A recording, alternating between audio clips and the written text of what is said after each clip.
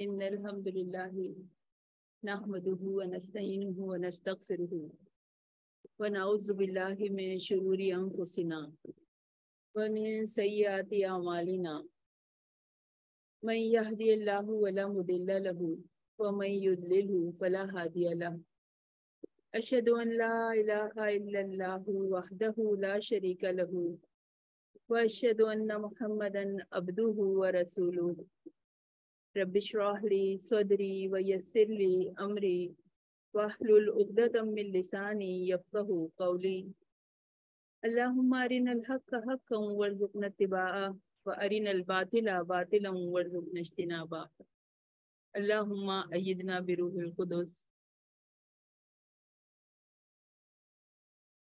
السلام علیکم ورحمۃ اللہ وبرکاتہ.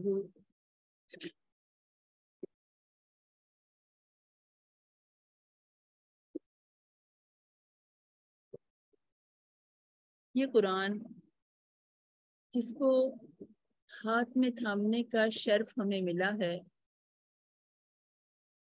اللہ تعالیٰ نے ہمارے اوپر بہت کرم فرمایا، ہمیں اپنی رحمت سے نوازا تو ہم اس کو پڑھنے اور سمجھنے کی کوشش کرنے کے قابل ہو سکے.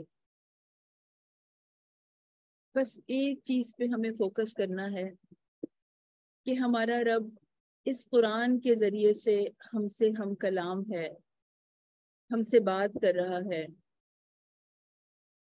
تو ہم سب کو بھی ادب کے ساتھ اپنے خالق کی بات کرنی ہے، بات سننی ہے، اس سے بات کرنی ہے، عمل کی نیت سے اس کلام کو پڑھنا ہے اور اپنے مالک کے سامنے ہاتھ پھیلاتے ہوئے کہ ان آیات کو آپ ہمارے دلوں پر کھول دیجئے اور ہماری زندگیوں کو اس قرآن کے نور سے روشن کر دیجئے. آج ہم 3rd پارہ سٹارٹ کریں گے آیت 253 سے. تلک الرسل فضلنا بعضهم علی بعض.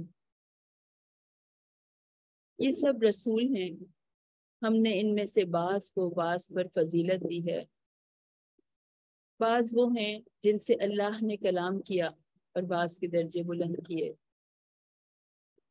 اللہ تعالیٰ کا طریقہ ہے کہ اس نے دنیا میں بعض کو بعض پر فضیلت دی ہے، اور اسی طرح اللہ تعالیٰ نے رسولوں کو بھی بعض رسولوں کو بعض پر فضیلت دی ہے اور ان کے درجات کو بلند کیا ہے.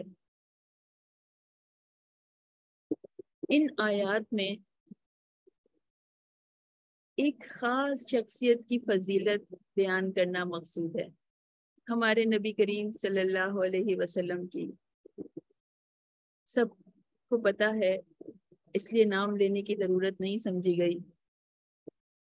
مفسرین کہتے ہیں کہ آپ صلی اللہ علیہ وسلم کی فضیلت کے لیے تو صرف قرآن مجید ہی کافی ہے.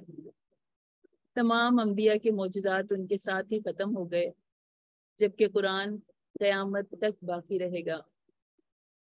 تو اللہ تعالیٰ نے ہمارے نبی کو سب سے افضل بنایا، تو ہمیں یہ دیکھنا ہے کہ ان کا کیا طریقہ تھا.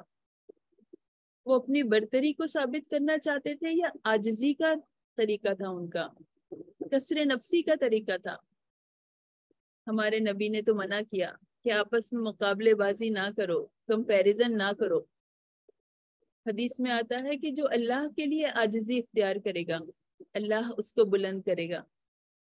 باتیں بنانے سے بلندی نہیں ملتی، بڑی بڑی باتیں کرنے سے بلندی نہیں ملتی. عزت دینے والے اللہ تعالیٰ ہیں اور عزت عاجزی کے ساتھ ملتی ہے.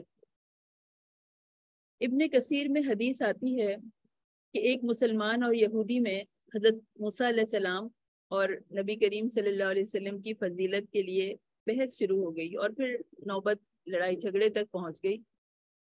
تو یہودی نے ہمارے نبی کے پاس آ کر شکایت کی، تو آپ صلی اللہ علیہ وسلم نے فرمایا کہ مجھے نبیوں پر فضیلت مت دو، قیامت کے دن سب بے ہوش ہوں گے اور سب سے پہلے میں ہوش میں آؤں گا، اور میں یہ دیکھوں گا کہ حضرت موسیٰ علیہ السلام اللہ کا عرش تھامے ہوئے ہیں مجھے نہیں معلوم کہ وہ مجھ سے پہلے ہوش میں آ گئے تھے یا وہ بے ہوش ہی نہیں ہوئے۔ نبی کی عاجزی دیکھیے کہ آپس میں جھگڑے نہ ہوں اس بات کے لیے، امام الانبیاء ہیں، سب جانتے ہیں۔ تو ہمیں کیا سیکھنے کو مل رہا ہے، ہمیں عمل کے لیے کیا ٹارگٹ مل رہا ہے کہ ان چیزوں سے باہر نکل آئیں، ہر وقت اپنی برتریاں نہ ثابت کرتے رہیں، ہر وقت اپنی فضیلت نہ ثابت کریں، خود عزت پانے کی کوشش نہ کریں۔ اللہ عزت دینے والا ہے، عاجزی کے ساتھ ملے گی۔ تو اللہ نے جس دنیا میں بھی، جس دنیا میں ہم رہتے ہیں، اس میں لوگوں کو ایک دوسرے کے اوپر فضیلت دی ہے، کسی کو مالی طور پر، کسی کو دینی طور پر، ڈفرینٹ ویز میں۔ تو انسان کو خوش دلی کے ساتھ دوسرے کی فضیلت کو قبول کر لینا چاہیے۔ جیسے اللہ تعالیٰ نے شوہر کو بیوی پر ایک درجہ دیا ہے، تو اس کو خوش دلی کے ساتھ انسان قبول کر لے۔ اللہ کی تقسیم پہ جب ہم ناراض ہوتے ہیں تو پھر ہم فتنے میں پڑ جاتے ہیں۔ تو ہمارا رویہ عاجزی کا ہوگا، اور ایک دوسرے کے سامنے اپنی فضیلت ثابت نہیں کرنی ہم کو۔ پھر فرمایا یا ایھا الذین آمنوا، اے لوگو جو ایمان لائے ہو۔ ایمان کے تعلق سے ہمیں پکارا جا رہا ہے اور حکم دیا جا رہا ہے، انفقوا مما رزقناکم، خرچ کرو اس میں سے جو ہم نے تمہیں عطا کیا۔ مما رزقناکم، جو ہم نے عطا کیا ہے، وہ جو رزق ہم نے دیا ہے۔ رزق میں ہر چیز آ جاتی ہے، ہر نعمت آ جاتی ہے۔ تو ہر نعمت جو تمہیں ملی ہے وہ اللہ کی راہ میں لگا دو، یہ تمہاری اپنی نہیں ہے، یہ تو اللہ کی عطا کرتا ہے۔ تو ہر نعمت اللہ کے ساتھ اٹیچ کر دو، اس میں سے خرچ کرو، مال میں سے، اپنے وقت میں سے، انرجی میں سے، جو بھی چیز تمہارے پاس ہے۔ اور جو چیز بھی، جو وقت بھی تم قرآن کو سمجھنے کے لیے خرچ کرو گے تو اللہ اس سے بہت بہتر عطا کرے گا۔ پھر جو وقت بھی ہم نے خرچ کیا، جیسے 24 آورز میں سے ہم نے جتنا ٹائم قرآن کو سمجھنے کے لیے خرچ کیا، اللہ کی راہ میں خرچ کیا، تو اس کی پرسنٹیج لکھ لی جاتی ہے۔ تو جو بھی ہے ہمارے پاس، اگر ذہانت ہے، علم ہے، صلاحیت ہے، اولاد ہے، تو ہمیں وہ اللہ کی راہ میں خرچ کرنی ہے۔ تو اسلام اصل میں دینے والا مزاج بناتا ہے۔ دینے والے ہمیشہ بہت پسندیدہ ہوتے ہیں، لوگوں میں بہت مقبول ہوتے ہیں۔ تو انسان لینے والا نہ بنے، ہاتھ پھیلانے والا نہ بنے، خرچ کرنے والا بنے دوسرے کے اوپر۔ تو کوئی مال دے، کوئی اپنی صلاحیتوں سے دوسروں کو فائدہ پہنچائے، کوئی اپنے علم کو اللہ کی راہ میں خرچ کرے، کوئی کسی کی خدمت کر سکتا ہو تو وہ کرے، کسی کی مدد کرے، یہ بھی تو خرچ کرنا ہی ہے نا، اپنی طاقت، اپنی توانائی کو اللہ کی راہ میں۔ تو جو اللہ کی راہ میں جو بھی خرچ کریں گے وہ اس دن کام آئے گا جس دن کوئی چیز کام نہیں آئے گی۔ آیت الکرسی ہیں۔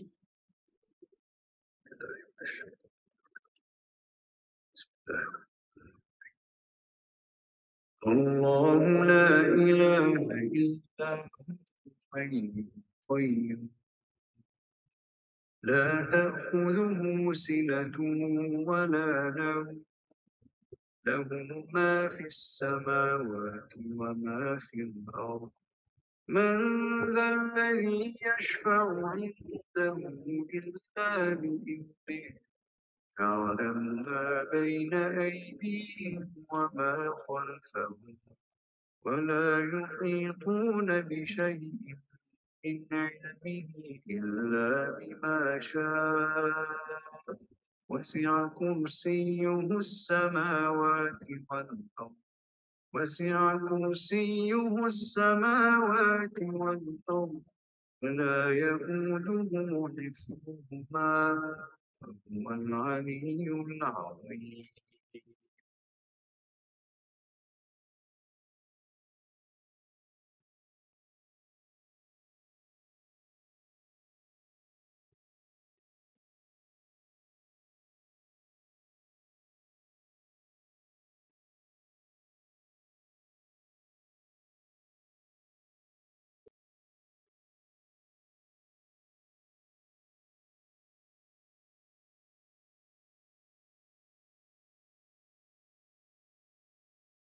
آیت الکرسی آیت الکرسی قرآن کی سب سے عظمت والی آیت ہے۔ حدیث میں آتا ہے، ابی بن کعب رضی اللہ تعالیٰ عنہ سے روایت ہے کہ رسول اللہ صلی اللہ علیہ وسلم نے ان کو مخاطب کر کے، اپنے صحابی کو مخاطب کر کے، آپ لوگوں کو میری آواز آ رہی ہے؟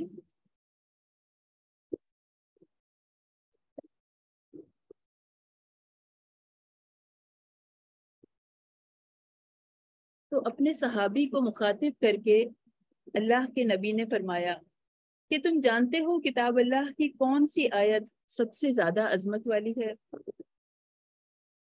وہ کہتے ہیں وہی بن کعب رضی اللہ تعالیٰ عنہ کہ میں نے عرض کیا کہ اللہ اور اس کے رسول کو زیادہ علم ہے۔ آپ نے دوبارہ پوچھا، میں نے عرض کیا اللہ لا الہ الا هو الحی القیوم۔ تو آپ نے میرا سینہ ٹھوکا اور فرمایا، اے ابو منظر تجھے یہ علم مبارک ہو، اس ذات کی قسم جس کے ہاتھ میں میری جان ہے، عرش کے پائے کے پاس یہ اللہ بادشاہ کی پاکیزگی کو بیان کرتی ہوگی، یعنی آیت الکرسی کی بات کی جا رہی ہے، اور اس کی ایک زبان اور دو ہونٹ ہوں گے۔ حدیث میں آتا ہے کہ جس نے آیت الکرسی ہر فرض نماز کے بعد پڑھی تو اس کے اور جنت کے درمیان صرف موت حائل ہے۔ آیت الکرسی ہمیں رات کو سوتے وقت بھی پڑھنی چاہیے، ہر نماز کے بعد پڑھنی چاہیے۔ جو شخص بھی ہر نماز کے بعد آیت الکرسی پڑھتا ہے تو وہ اللہ کی حفاظت میں رہتا ہے دوسری نماز تک۔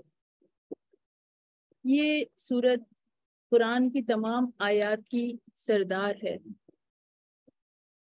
جو بستر پر جائے اور آیت الکرسی پڑھے تو اللہ اس کے ساتھ ایک گارڈ مقرر کر دیتے ہیں صبح تک کہ اس کے قریب کوئی شیطان نہ آئے۔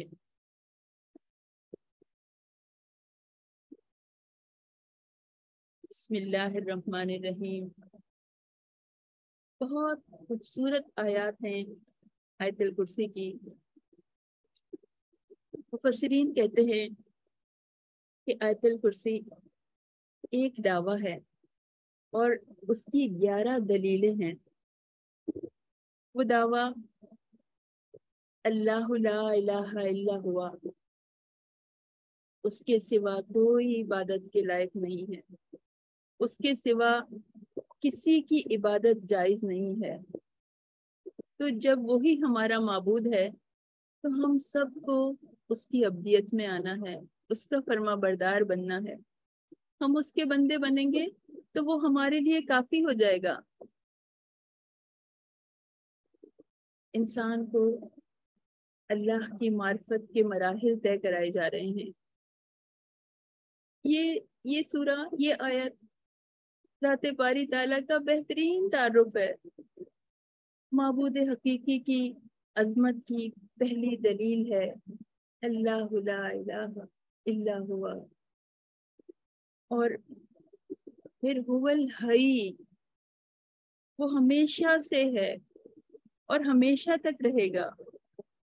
رسول اللہ صلی اللہ علیہ وسلم نے فرمایا کہ اللہ تعالیٰ ہمیشہ سے تھے، ان سے پہلے کوئی چیز نہیں تھی، اور ہمیشہ زندہ رہنے کی خوبی صرف اسی کی ہے۔ اس کے سوا جس چیز کی بھی عبادت کی جاتی ہے وہ نہ ہمیشہ سے ہے نہ ہمیشہ رہے گی۔ ہر چیز موت کی آغوش سے نکلی ہے اور اسی کی آغوش میں جانے والی ہے۔ ہر چیز کو فنا ہونا ہے۔ اور دوسری دلیل القیوم، قام یقوم سے مبالغے کا صیغہ ہے۔ کسی سہارے کے بغیر ہمارا رب خود قائم ہے، دوسروں کو قائم رکھنے والا ہے، تھامنے والا ہے۔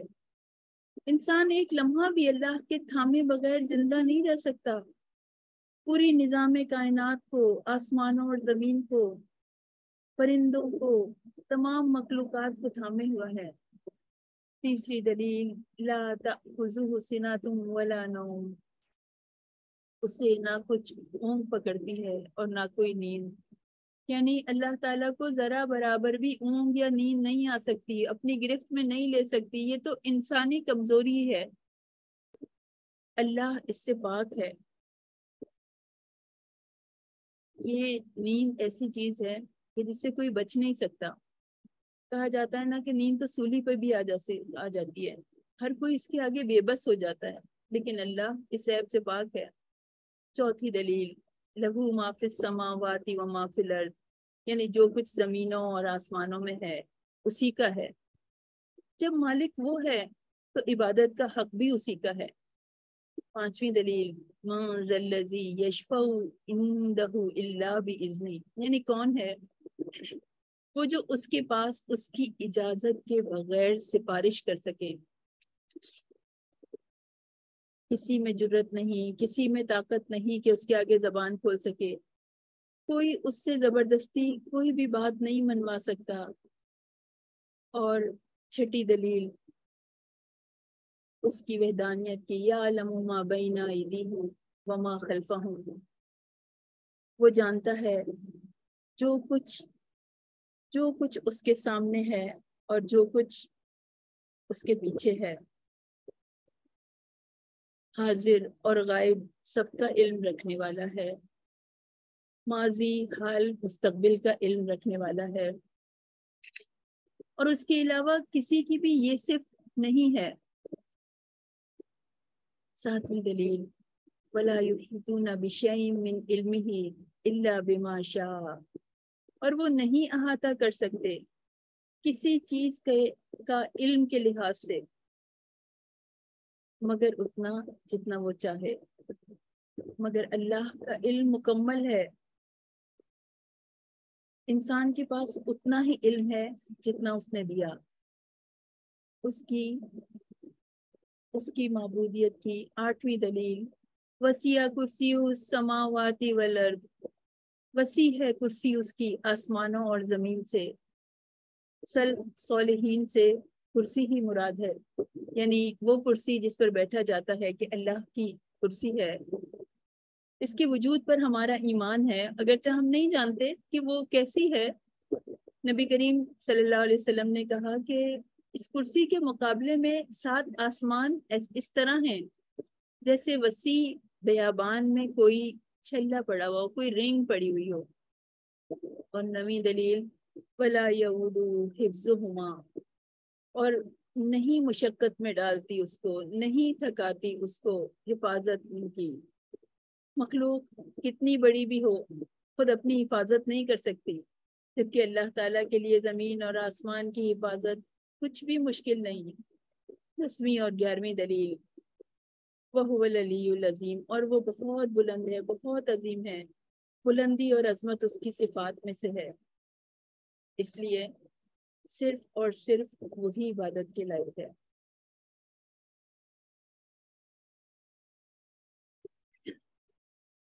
لا اکراہ فی الدین، دین میں کوئی زبردستی نہیں۔ بے شک ہدایت یقیناً گمراہی سے الگ ہو چکی ہے، ممتاز ہو چکی ہے۔ پھر جو شخص بھی شیطان کو نہ مانے اور اللہ پر ایمان لائے تو اس نے مضبوط حلقہ پکڑ لیا جو ٹوٹنے والا نہیں ہے، اور اللہ تعالیٰ سننے والے ہیں اور جاننے والے ہیں۔ اس آیت سے بہت سے لوگ مس گائیڈ ہوئے کہ دین کے معاملے میں زبردستی نہیں ہے، تو پھر جو چاہے جس کی جو مرضی ہو وہ کرتا رہے۔ ایسا نہیں ہے، اس آیت کا یہ مطلب نہیں ہے۔ اصل میں اللہ تعالیٰ نے انسان کو بھی بنایا ہے اور شریعت کو بھی بنایا ہے۔ نبی کریم صلی اللہ علیہ وسلم کے زمانے میں زبردستی کسی کو مسلمان نہیں بنایا گیا، کسی کو دین میں آنے کے لیے مجبور نہیں کیا گیا، مگر اسلام آنے کے بعد ایسا نہیں ہوا کہ ان کی جو مرضی ہو وہ کرتے رہیں۔ حدود کی سزائیں، قذف کی سزائیں سب اسی طرح نافذ ہوئیں۔ انسان جس ملک میں رہتا ہے اگر وہاں پہ چوری کرے، ڈاکے ڈالے، قتل کرے، تو ایسا تو نہیں ہوگا کہ اسے روکا نہیں جائے گا۔ تو یہ اسلام بھی دارالسلام ہے، اس میں جو آ گیا، جب وہ اس قلعے کے اندر آ گیا تو اس کو وہی فالو کرنا ہوگا جو اسلام کا طریقہ ہے۔ اسے سارے احکام کی پابندی کرنی ہوگی، نماز پڑھنی ہوگی، شراب نہیں پیے گا، زنا نہیں ہوگا۔ اگر لوگوں کی چوائس پر لا کو چھوڑ دیا جائے تو کسی بھی ملک کا نظام نہیں چل سکتا۔ تو کہتے ہیں نا لوگ کہ religion is a personal matter, یہ بات غلط ہے۔ Religion is not a personal matter. بات یہ نہیں ہے کہ جب مجھے اللہ کے احکام سمجھ میں آئیں گے اور تب میں اس پہ عمل کر لوں گی، ایسا نہیں ہو سکتا۔ ہم یہی سمجھتے ہیں نا کہ جب میرا دل چاہے گا تب میں دین پہ عمل کروں گی، دین کے اللہ کا حکم مانوں گی۔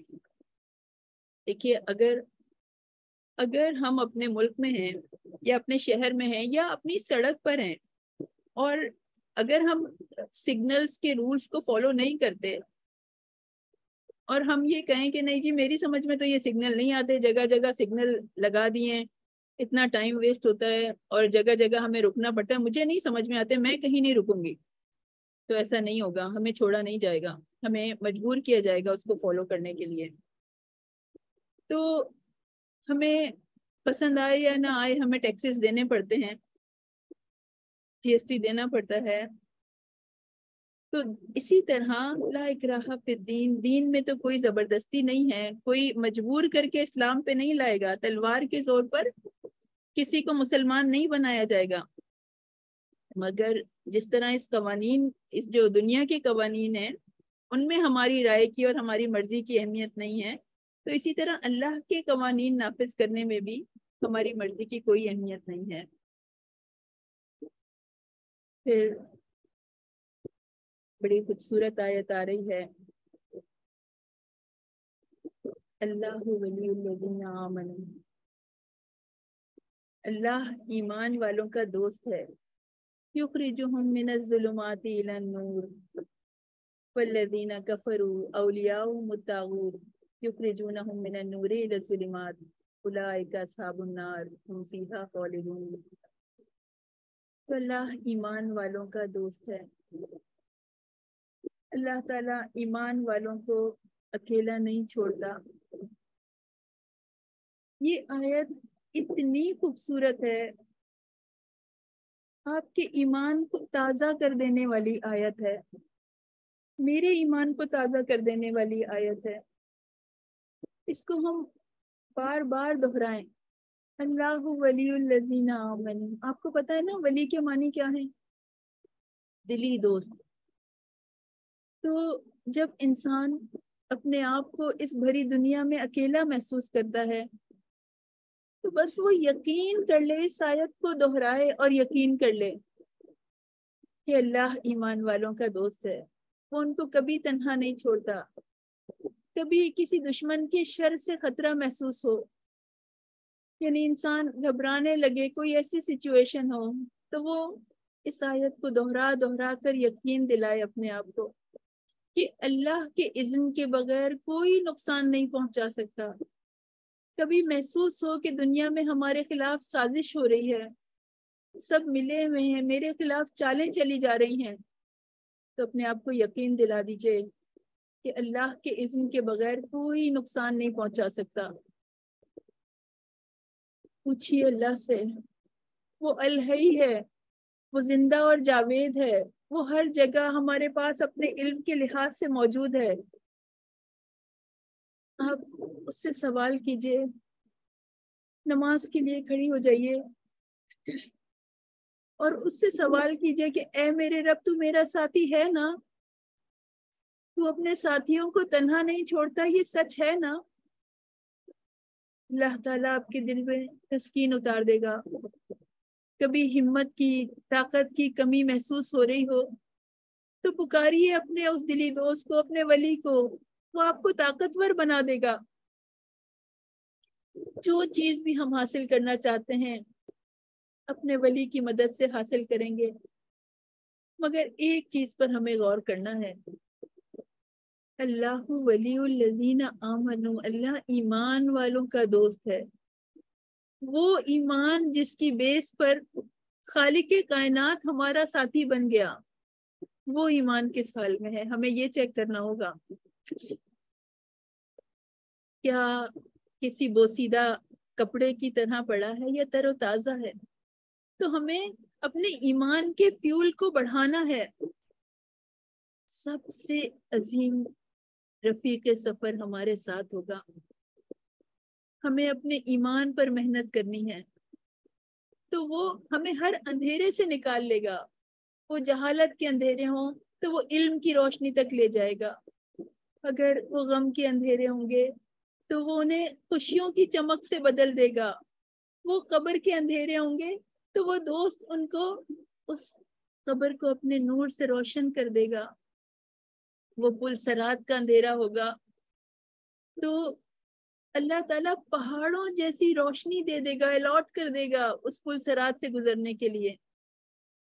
مگر ایمان کے خالی خلی دعوے اسے دھوکہ نہیں دیتے۔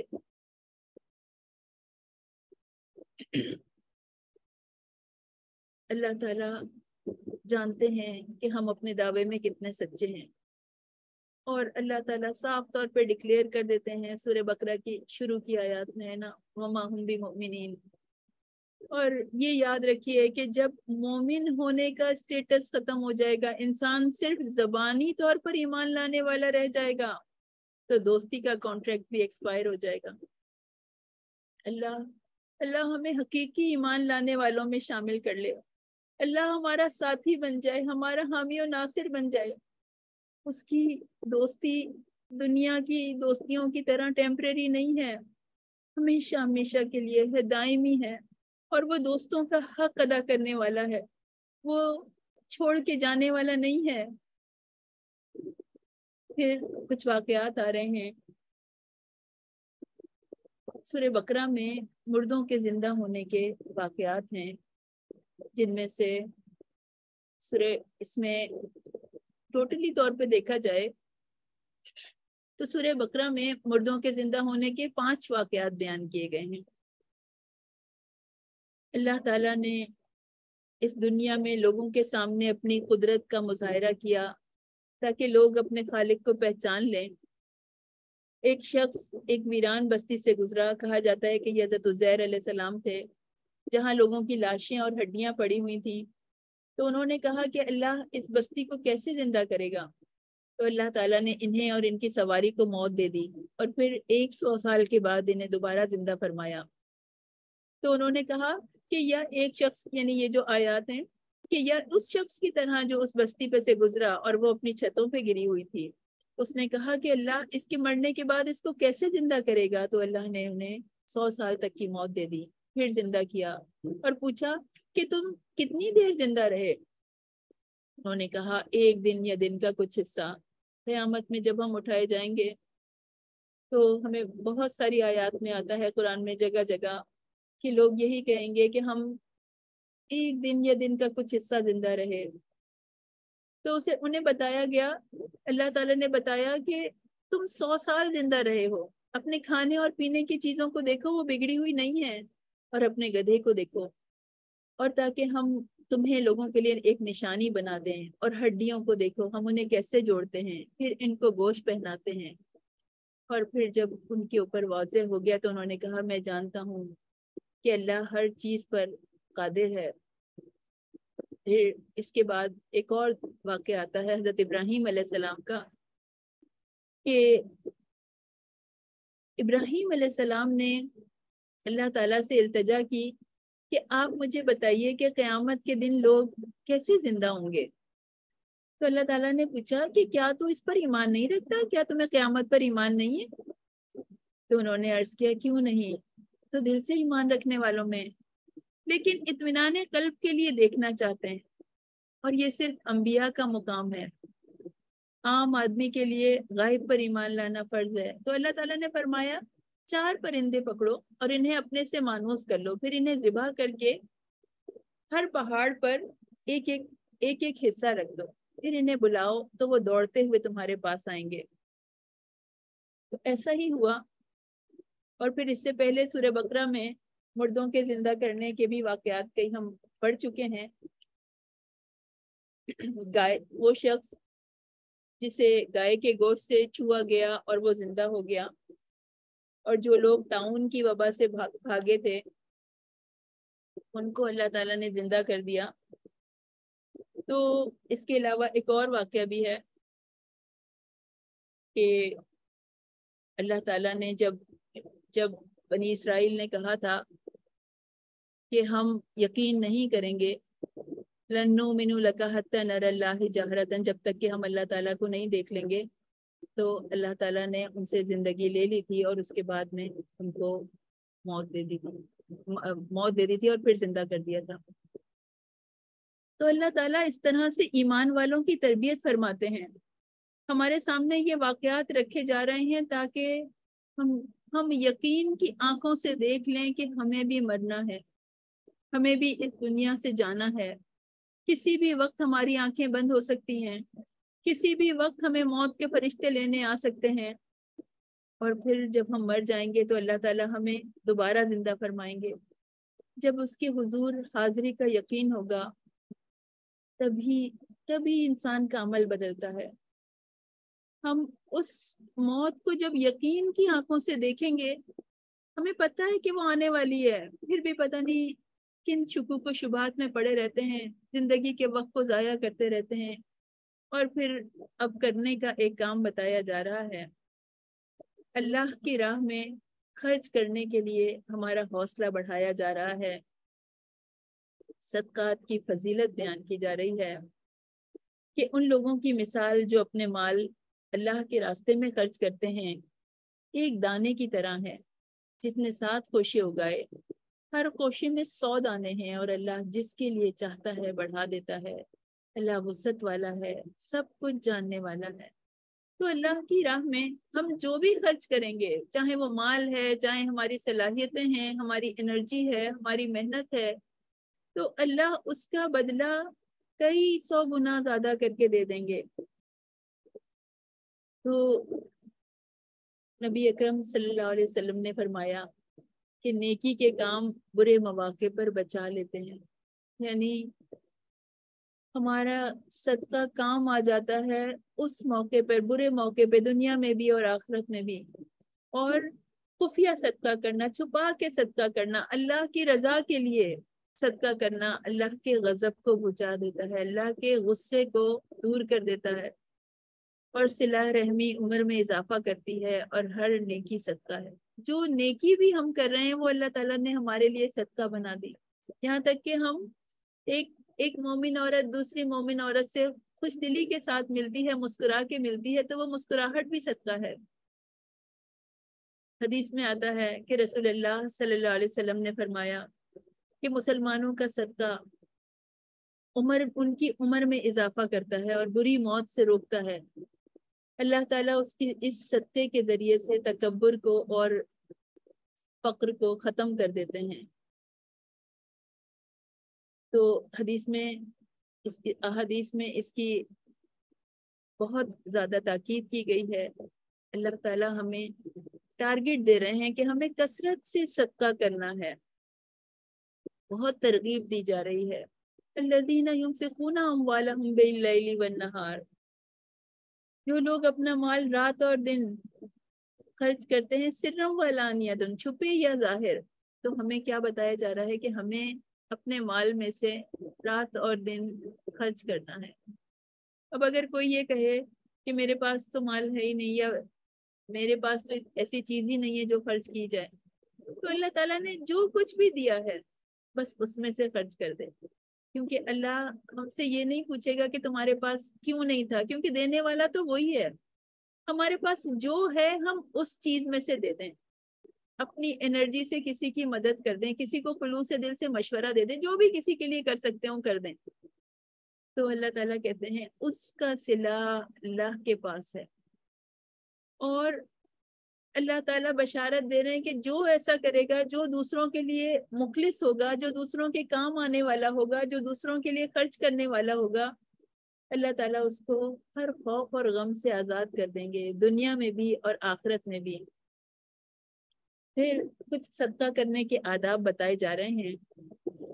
صدقہ خالص اللہ کی رضا کے لیے کرنا چاہیے، اللہ کو خوش کرنے کی نیت سے کرنا چاہیے، ورنہ پہاڑوں جتنا مال بھی اگر خرچ کر دیا تو کوئی فائدہ نہیں ہوگا۔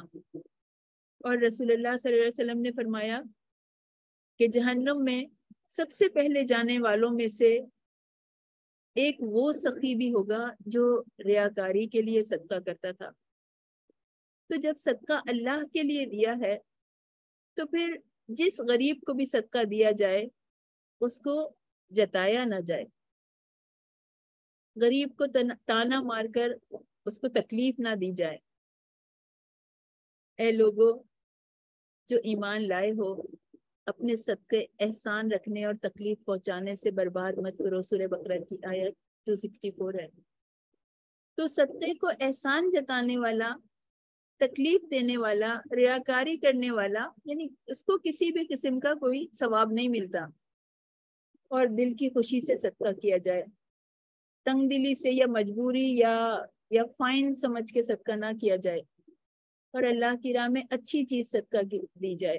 وہ چیز جو خود ہی بہت بری لگتی ہے، گھٹیا لگتی ہے، وہ نہیں دی جائے۔ پھر اللہ تعالیٰ فرماتے ہیں، آیات کا رخ سود کی طرف مڑا جا رہا ہے کہ اے لوگو جو ایمان لائے ہو، اللہ سے ڈرو، اور سود میں سے جو باقی رہ گیا ہے اسے چھوڑ دو اگر تم مومن ہو، اور اگر تم نے یہ نہ کیا تو اللہ اور اس کی رسول کی طرف سے جنگ کے لیے تیار ہو جاؤ، اور اگر تم توبہ کر لو گے تو تمہارے لیے تمہارے اصل مال ہیں، نہ تم ظلم کرو اور نہ تم پر ظلم کیا جائے۔ اگر کوئی تنگی والا ہو تو آسانی تک مہلت دینا لازم ہے، اور یہ بات کہ صدقہ کر دو تمہارے لیے بہتر ہے اگر تم جانتے ہو۔ رسول اللہ صلی اللہ علیہ وسلم نے فرمایا کہ جس نے اپنے قرض دار کو مہلت دی یا قرض معاف کر دیا تو اللہ تعالیٰ قیامت کے دن اسے سایہ دیں گے۔ ربا کی بات کی جا رہی ہے۔ ربا زیادتی، اضافہ۔ سود کا مطلب بلیک، اسود سے نکلا ہے، جیسے ہجر اسود ہے، کالا پتھر تھا، تو یہ بھی اسود سے ہے۔ اردو میں ربا کو سود کہتے ہیں۔ ناپاک، گندا پیسہ، بلیک منی۔ سود وہ قرض ہے جو ایک خاص مدت کے لیے کسی کو دیا جائے، اور ساتھ ہی یہ شرط بھی ہو کہ قرض دار اصل مال بھی لوٹاتے وقت اس کے ساتھ کوئی اور فکس اماؤنٹ بھی ادا کرے گا جو کہ فکس ہے۔ تو اللہ نے بتا دیا کہ اعلان جنگ ہے اس سے۔ یہ کفار کی بات نہیں ہو رہی ہے، مومنین کی بات ہو رہی ہے۔ ان مومنوں سے، ان ایمان والوں سے جنگ ہے، اللہ اور اس کے رسول سے وہ جنگ کے لیے تیار ہو جائیں۔ تو کیا ہم اپنے اکاؤنٹس چیک نہیں کریں گے؟ ہم یہ چیک نہیں کریں گے کہ کہیں ایسا تو نہیں کہ ہمارے گھر میں کسی بھی طرح سود کی کوئی آمدنی آ رہی ہو؟ اللہ تعالیٰ کو بالکل پسند نہیں ہے سود۔ اور ہم ایمان والے ہیں، اگر ہم پریکٹسنگ مسلم ہیں، اگر ہم اللہ کے احکام پر عمل کرنے والے ہیں، ساری کی ساری نیکیاں کی اور اس کو چھوڑ دیا، تو تب بھی بہت شدید خطرے کی بات ہے۔ کون لڑ سکتا ہے اللہ سے اور اس کے رسول سے؟ پھر قرض میں مہلت دینے کو پسند کیا گیا کہ جو اپنا قرض وصول کرنے کے لیے مفلس کو مہلت دے یا اپنا قرض معاف کر دے تو اللہ تعالیٰ اسے قیامت کی سختیوں سے بچا لیں گے، یہ حدیث کے الفاظ ہیں۔ پھر کچھ اور لین دین کے معاملات آ رہے ہیں۔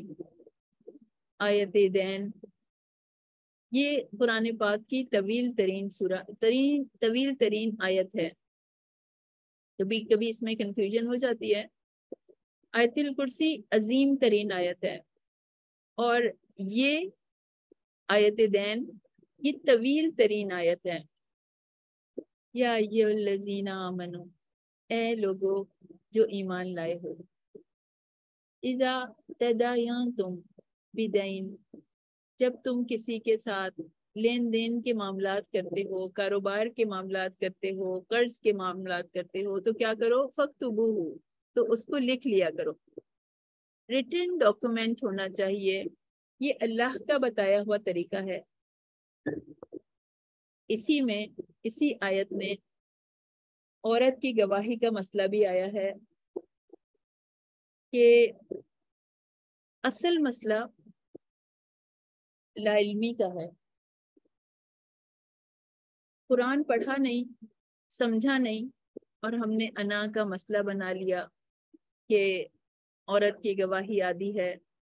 یہ کہیں نہیں لکھا ہوا کہ عورت کی گواہی آدھی ہے، صاف طور پہ بتایا جا رہا ہے اپنے مردوں میں سے 2 گواہ کر لیا کرو، پھر اگر 2 مرد نہ ہوں تو 1 مرد اور 2 عورتیں، ان لوگوں میں سے جنہیں تم گواہوں میں سے پسند کرتے ہو، تاکہ اگر ایک ان میں سے بھول جائے تو دوسری اسے یاد دلا دے۔ ہم نے قرآن کو پڑھا نہیں اور اس کو انا کا مسئلہ بنا لیا، اتنی شکایت کی کہ تحقیر ہو گئی، اللہ تعالیٰ نے عورت کی تحقیر کر دی۔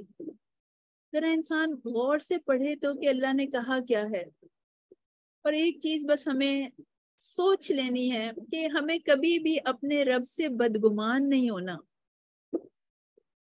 اگر عورت اپنے رب سے بدگمان ہو گئی تو اسلام کے جو اتنے دشمن ہیں اس کو اس کے رب سے کاٹ کے رکھ دیں گے، دور کر دیں گے۔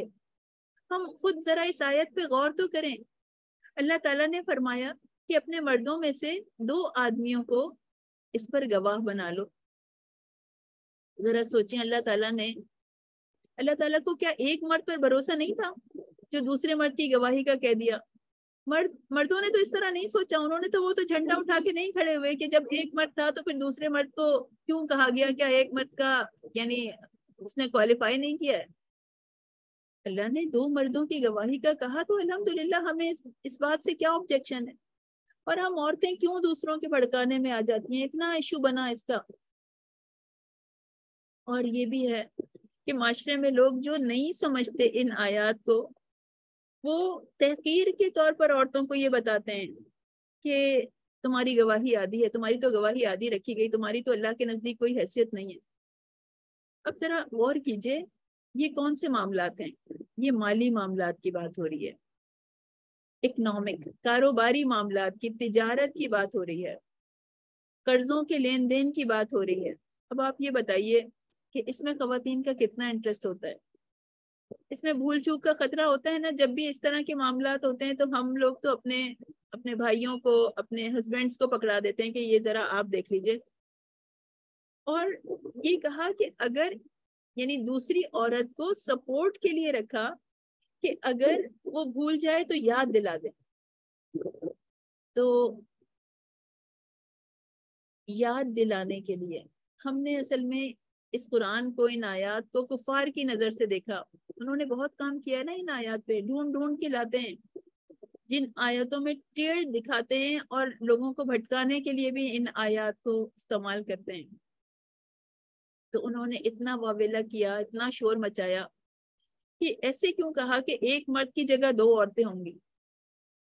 صرف سمپل سی بات ہے، اس میں کوئی برا ماننے کی بات نہیں ہے کہ یہ عورتوں کی فیلڈ نہیں ہے۔ مردوں کی میتھمیٹیکل اسکلز زیادہ ہوتی ہیں اور عورتوں کو اللہ تعالیٰ نے دوسری بہت ساری صلاحیتیں دی ہیں۔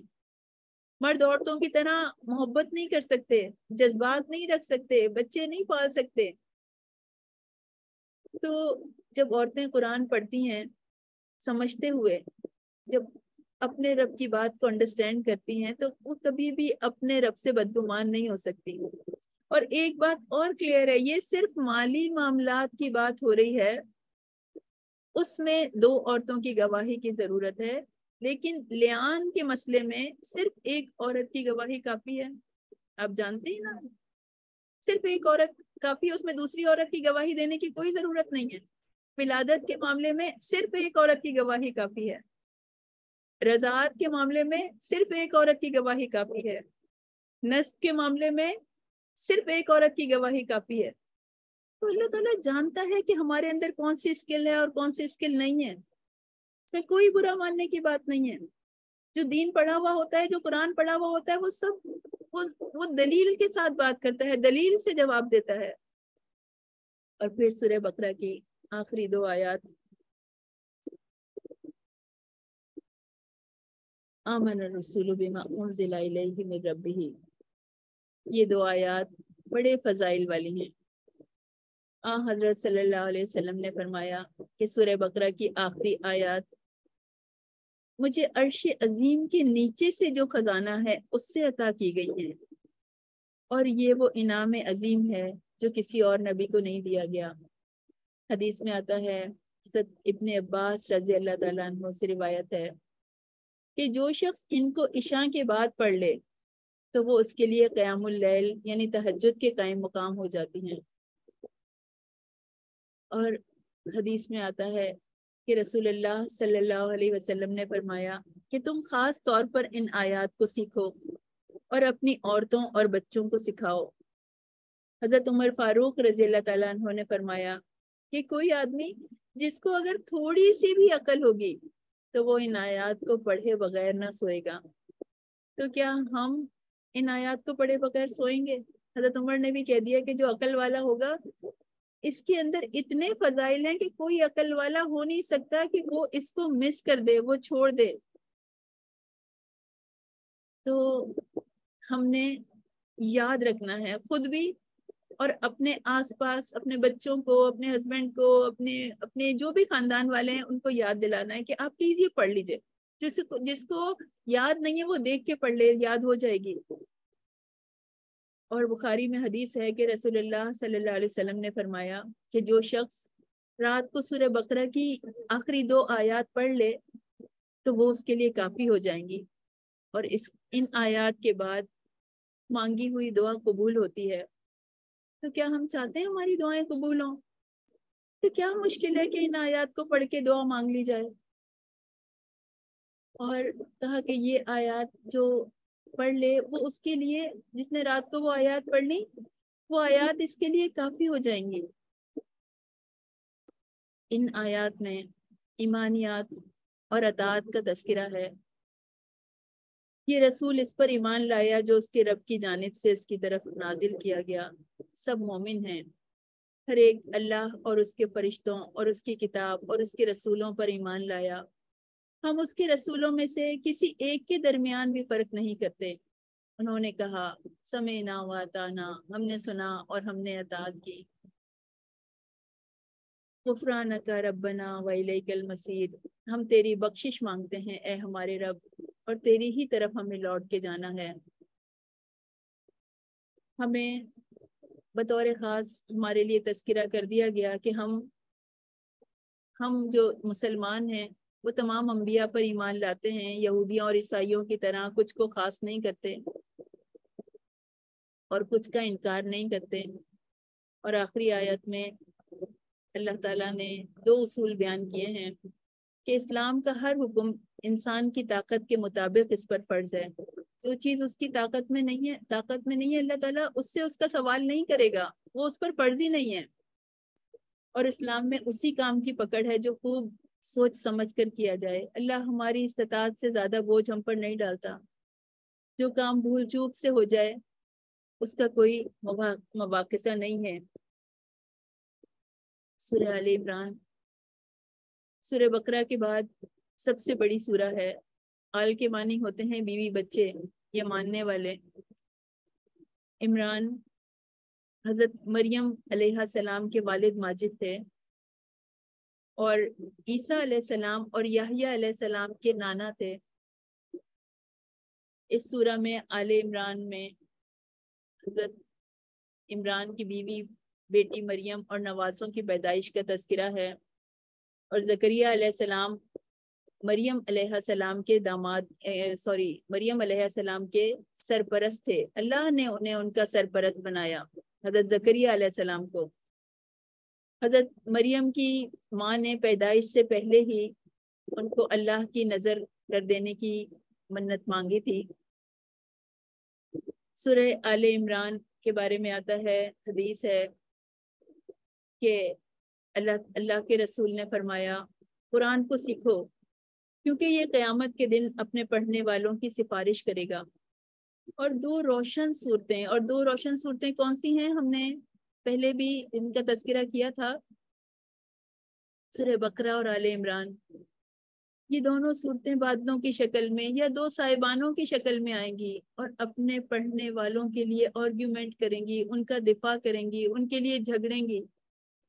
قیامت کا دن کس قدر سخت ہے، کتنی مشکلات ہیں، اتنا ہولناک دن ہے وہ، اور وہاں پر ہمیں ان دو صورتوں کی سفارش مل جائے تو کاش ہم اس کو محبت کے ساتھ سمجھتے ہوئے پڑھنے والے ہوں۔ سورہ آل عمران میں تذکرہ آتا ہے محکم اور متشابہ آیات کا، اور وہی تو ہے جس نے تم پر کتاب نازل کی، اس کی بعض آیتیں محکم ہیں، اور یہ وہی کتاب ہے اور اس کی بعض آیات متشابہ ہیں، متشابہات جن کے مفہوم میں اشتباہ کی گنجائش ہے۔ جیسے ثم استویٰ علی العرش، کہ اللہ اپنے عرش پر استوار ہو گیا، اس کی کیا صورت ہے اللہ بہتر جانتے ہیں۔ ہم نے آیت الکرسی پڑھی، اس میں اللہ کی کرسی کا تذکرہ آیا، اللہ کی کرسی کیسی ہے ہمیں نہیں پتا، لیکن اس کے اوپر ہم بات نہیں کریں گے، ہم ڈسکشن نہیں کریں گے، ہم امیجنیشن نہیں کریں گے کہ وہ ایسی ہے اور ایسی ہے اور ایسی ہے، بس اتنا جتنا کہ ہمیں حدیث میں بتا دیا گیا۔ حروف مقطعات ہیں، ان کے بارے میں جو چیز اللہ تعالیٰ نے ہمیں نہیں بتائی ہم اس کے اوپر بحث نہیں کریں گے، تو ہمیں نہیں بتایا تو کوئی بات نہیں۔ صحابہ نے بھی اس کے بارے میں سوال نہیں پوچھا نبی اکرم صلی اللہ علیہ وسلم سے۔ پھر کہا گیا تبارک الذی بیدہ الملک، اللہ کے ہاتھ کی بات کی گئی، تو اللہ کا ہاتھ کیسا ہے اس کے اوپر ڈسکشن شروع ہو جائے، یہ ہماری حدود سے باہر کی بات ہے۔ تو ہمیں متشابہات میں نہیں پڑھنا بلکہ محکمات کے اوپر ہمیں اسٹیبل رہنا ہے۔ تو ان متشابہات کا تعلق ہمارے ایمان سے نہیں ہے۔ حضرت عمر رضی اللہ تعالیٰ عنہ نے فرمایا کہ جس چیز کو اللہ نے مبہم رکھا، چھپا ہوا رکھا، واضح نہیں کیا، تو تم اسے بھی مبہم ہی رہنے دو، اسے چھپا ہوا ہی رہنے دو۔ اور ہم کہاں پھنس گئے ہیں؟ اللہ تعالیٰ ہمیں جگا رہے ہیں ان آیات کے ذریعے سے، زُیِّنَ لِلنَّاسِ حُبُّ الشَّهَوَاتِ، مزین کر دیے گئے ہیں لوگوں کے لیے ان کی خواہشات نفس، من النساء، عورتیں، بنین، بیٹے، قناطیر المقنطرہ، الخیل، نشان زدہ گھوڑے، نساء عورت کی محبت۔ حدیث میں آتا ہے میں نے اپنے بعد مردوں کے لیے عورتوں سے بڑھ کر کوئی فتنہ نہیں چھوڑا۔ عورتیں ناراض ہو جاتی ہیں کہ اللہ تعالیٰ عورتوں کو ایسے بول رہے ہیں۔ کیا ہم نہیں جانتے کہ عورت جب اپنی نیگیٹیوٹی میں آتی ہے تو وہ کتنا فتنے مچانے والی ہوتی ہے؟ میں تو یہ بھی بتایا گیا ہے حدیث میں کہ دنیا کی بہترین متاع ہے نیک بیوی۔ وہ بیوی کی بات نہیں کی جا رہی ہے کہ بیوی جو ہے وہ عورت کے لیے فتنہ ہے، بلکہ ان عورتوں کی بات کی جا رہی ہے جو چالاک ہیں، عیار ہیں، جن کے لیے جو کہ بھٹکانے کا کام کرتی ہیں دین سے، تو یہ ان کی بات ہو رہی ہے۔ ہم جب قرآن کو نہیں سمجھتے، حدیث کو نہیں سمجھتے، تو بس بدگمان ہوتے چلے جاتے ہیں۔ تو نیک بیوی کی اللہ تعالیٰ نے کہا کہ یہ دنیا کی سب سے بڑی متاع ہے، تم کو اگر نیک بیوی مل گئی تو اور کچھ نہیں بھی ملا تو شکر کرو اللہ تعالیٰ کا، اگر وہ اللہ کی تابع ہے تو یہ دنیا اور آخرت کا بہترین خزانہ ہے، ورنہ فتنہ ہے۔ پھر اولاد فتنہ بن جاتی ہے، آزمائش بن جاتی ہے۔ قیامت کے دن حدیث میں آتا ہے کہ قیامت کے دن ایک شخص آئے گا اور وہ اس سے اس کی ساری نیکیاں لے لی جائیں گی، کہا جائے گا تمہارے بچے تمہاری نیکیاں کھا گئے۔ اور یہی اولاد جب دین کے کام میں لگتی ہے، اللہ کی راہ میں لگتی ہے، تو یہی اولاد صدقہ جاریہ بن جاتی ہے۔ انسان اس دنیا سے چلا جاتا ہے اور ان کی نیکیاں اس کو ملتی رہتی ہیں، پہنچتی رہتی ہیں، ان کی دعائیں اس کے پاس آتی رہتی ہیں۔ قناطیر، ڈھیروں مال کی کثرت، یہ صدقہ جاریہ بھی ہے اور فتنہ بھی ہے۔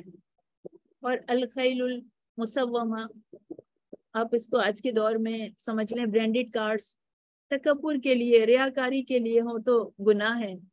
اگر یہی ٹرانسپورٹ، یہی جو ہمارے پاس اللہ تعالیٰ نے جو بھی ہمیں دیا ہے وہ اگر اللہ کے راستے میں استعمال ہو تو ثواب۔ الانام، مویشی، جو گاؤں کے لوگ ہوتے ہیں ان کے لیے یہ کھیتی اور مویشیاں جو ہیں وہ مرتبے کے اظہار کے لیے بھی ہیں، اور اللہ کی راہ میں یوز ہوں تو ثواب۔ تو یہ دنیا کی ضرورت ہے، یہ چیزیں مقصد نہیں ہیں۔ ان کے ذریعے سے ہمیں اللہ کی رضا حاصل کرنے کی کوشش کرنی ہے، ان کو اپنی کمزوری نہیں بنانا، اپنی مجبوری نہیں بنانا۔ اللہ تعالیٰ سے دعا کر لیں جو اللہ کے نبی نے کی، وَلَا تَجْعَلِ الدُّنْيَا أَكْبَرَ هَمِّنَا وَلَا مَبْلَغَ عِلْمِنَا، دنیا کو ہمارے لیے بڑی فکر کی چیز نہ بنا، ہمارے لیے منتہا علم نہ بنا کہ ہم ہر وقت اسی کے لیے مضطرب رہیں۔ پھر ہمیں گائیڈ کیا جا رہا ہے کہ کافروں کو اپنا دلی دوست نہ بناؤ، لکھ لو یہ تمہارے دوست نہیں ہیں، تم ان پر بھروسہ کرو گے تو تم دھوکہ کھاؤ گے۔ اور پھر اطاعت رسول کی طرف ہمیں لایا جا رہا ہے، اور اس کے صلے میں ہمیں بہترین انعام دیا جا رہا ہے۔ کل، آپ کہہ دیجئے، آپ بتا دیجئے، ان کنتم تحبون، اگر تم، ان کنتم تحبون اللہ، اگر تم اللہ سے محبت کرتے ہو، فاتبعونی، تو میری پیروی کرو۔ یعنی نبی کریم صلی اللہ علیہ وسلم سے کہلوایا جا رہا ہے کہ تم میری عبادت کرو تو تمہیں بدلے میں کیا ملے گا؟ یحببکم اللہ، اللہ تم سے محبت کرے گا، بدلے میں تمہیں اللہ کی محبت ملے گی۔ وَيَغْفِرْ لَكُمْ ذُنُوبَكُمْ، اور وہ تمہارے گناہوں کو معاف کر دے گا۔ اطاعت رسول ہوگی تو اللہ تعالیٰ گناہوں کو مٹا دے گا۔ واللہ غفور الرحیم، وہ بہت غفور الرحیم ہے، لیکن اس کی مغفرت، اس کی رحمت گناہوں کے ساتھ نہیں ملے گی، سنت پہ عمل کرنے سے ملے گی۔ ہمیں اپنے نبی سے محبت ہے، ہم کس طرح، ہمیں دیکھنا چاہیے کہ ہم کس طرح اس کا اظہار کرتے ہیں، کس طرح سے ربیع الاول منایا جاتا ہے کہ جگہ جگہ فل میوزک پہ نعتیں چل رہی ہوتی ہیں، کعبہ اور مسجد نبوی کے ماڈل بنائے جاتے ہیں، جگہ جگہ لائٹس لگائی جاتی ہیں، جلسے کیے جاتے ہیں، نماز کی پرواہ نہیں ہے، اقدار کی پرواہ نہیں ہے۔ یہ تو ہمارے نبی کا اتباع نہیں ہے۔ ہم دیکھیں صحابہ کیا کرتے تھے، کہ صحابہ کا کیا انداز تھا، وَإِنْ آمَنُوا مِثْلِ مَا آمَنْتُمْ بِهِ، کہ تم اس طرح سے ایمان لاؤ جس طرح وہ ایمان لائے، فَقَدْ اهْتَدُوا، تو تم ہدایت پا گئے۔ نبی کریم صلی اللہ علیہ وسلم جب اس دنیا سے گئے تھے تو اس وقت حالات اتنے فتنے والے تھے۔ حضرت عائشہ رضی اللہ تعالیٰ عنہ بتاتی ہیں کہ مجھ پر پریشانی کا زبردست ریلا آیا، ایسا کہ اگر وہ پہاڑ پر آتا تو اس کو توڑ کے رکھ دیتا۔ صحابہ کی حالت ان بھیڑوں کی سی ہو گئی جو بارش کے بعد رات کو درندوں کے جنگل میں اکیلی کھڑی ہوئی ہوتی ہیں۔ لیکن اتنے شدید حالات میں بھی حضرت ابوبکر صدیق نے اس لشکر کو بھیجا جس کو بھیجنے کا حکم نبی کریم صلی اللہ علیہ وسلم نے دیا تھا۔ حالانکہ کچھ صحابہ نے کہا بھی کہ اس وقت ایسے حالات نہیں ہیں، لیکن حضرت ابوبکر صدیق نے کہا کہ اگر جنگل کے کتے اور بھیڑیے بھی مجھے اٹھا کے لے جائیں تو تب بھی میں وہ کام کرنے سے نہیں رکوں گا جس کا نبی کریم صلی اللہ علیہ وسلم نے حکم دیا تھا۔ تو ہمیں بھی اپنے نبی کی اسی طرح اطاعت کرنی ہے، اتباع کرنا ہے۔ حضرت عمر رضی اللہ تعالیٰ عنہ سے پوچھا گیا تھا کہ آپ لوگ کتنی دیر عبادت کرتے ہیں؟ تو انہوں نے کہا کہ ہم تو 24 آورز عبادت کرتے ہیں۔ ان کا یہ ایسا کیسے ہو سکتا ہے؟ حضرت عمر نے کہا ہم سوتے ہیں تو نبی کریم صلی اللہ علیہ وسلم کے طریقے پر، ذکر اذکار زندگی کے معاملات کرتے ہیں تو اپنے نبی کے طریقے پہ، تو پورے کے پورے 24 آورز عبادت کاؤنٹ ہوتے ہیں۔ تو ہر چیز نبی کے طریقے پہ، کھانا کھائیں تو اللہ کے نبی کے طریقے پہ، پانی پئیں تو ان کے طریقے پہ، گفتگو، معاملات، طرز زندگی سب جو ہیں وہ ہم نبی کریم صلی اللہ علیہ وسلم کے طریقے پر لے آئیں۔ یاد رکھیں بہت مشکل مرحلہ آنے والا ہے، قبر کا مرحلہ آنے والا ہے، جب منکر اور نکیر ہمیں سوال کریں گے ہم سے، ہمیں اٹھا کے بٹھا دیں گے، ہم سے پوچھیں گے کہ اس شخص کے بارے میں تمہارا کیا ایمان ہے، یعنی نبی کریم صلی اللہ علیہ وسلم کے بارے میں ہم سے پوچھیں گے، تو بتائیے اس وقت ہم کیا کہیں گے؟ اس وقت ہمیں جواب دینا ہے۔ ہم اس وقت جھوم کے کھڑے ہو کے یہ نہیں کہہ سکتے کہ ہاتھ لہرا لہرا کے کہنا شروع کر دیں کہ ہم اپنے نبی پاک سے یوں پیار کریں گے، ہر حال میں سرکار کا میلاد کریں گے۔ کہ اگر ہم ایسے کہیں گے تو فرشتے کیا کہیں گے؟ تم فلاح پا گئے؟ نہیں، اتنا آسان نہیں ہے۔ اس راستے پہ چل کے نبی کا ساتھ نہیں ملتا، اتباع ریکوائرڈ ہے۔ تو ہمیں کوشش کرنی ہے اس کو، سنت کو زندگی میں لانے کی۔ پھر حضرت عیسیٰ علیہ السلام کی معجزانہ پیدائش کا تذکرہ ہے۔ اللہ تعالیٰ بتاتے ہیں کہ اللہ تعالیٰ بغیر ماں باپ کے بھی پیدا کرنے پر قادر ہیں، جس طرح حضرت آدم اور حضرت حوا علیہ السلام کو پیدا کیا، اللہ بغیر باپ کے بھی پیدا کر سکتے ہیں، جیسے حضرت عیسیٰ علیہ السلام کو پیدا کیا۔ تو اللہ تعالیٰ معجزات دکھاتے ہیں اپنی قدرت کے۔ اللہ تعالیٰ نے حضرت عیسیٰ علیہ السلام کو بھی معجزات عطا فرمائے، کیوں؟ تاکہ لوگ اپنے رب کے آگے سر جھکا دیں، مگر جنہیں نہیں ماننا ہوتا وہ نہیں مانتے۔ اللہ تعالیٰ نے صاف طور پر بتا دیا کہ آخرت میں اسلام ہی نجات کی کرنسی بنے گا، اسلام کے بغیر کوئی دین قبول نہیں ہے۔ جو شخص بھی اسلام کے سوا کسی اور دین کا طالب ہوگا تو وہ اس سے ہرگز قبول نہیں کیا جائے گا۔ تو اسلام کے بغیر سب بیکار ہے۔ کوئی کتنے ہی نیک اعمال لے کے آئے، کتنی لوگوں کی مدد کی ہو، کتنا کچھ کیا ہو، سب بیکار۔ اسلام کی کرنسی چاہیے ہوگی قیامت کے دن۔ وآخر دعوانا والحمد للہ رب العالمین۔ سبحان ربک رب العزت عما یصفون وسلام علی المرسلین والحمد للہ رب العالمین۔ السلام علیکم ورحمۃ اللہ وبرکاتہ۔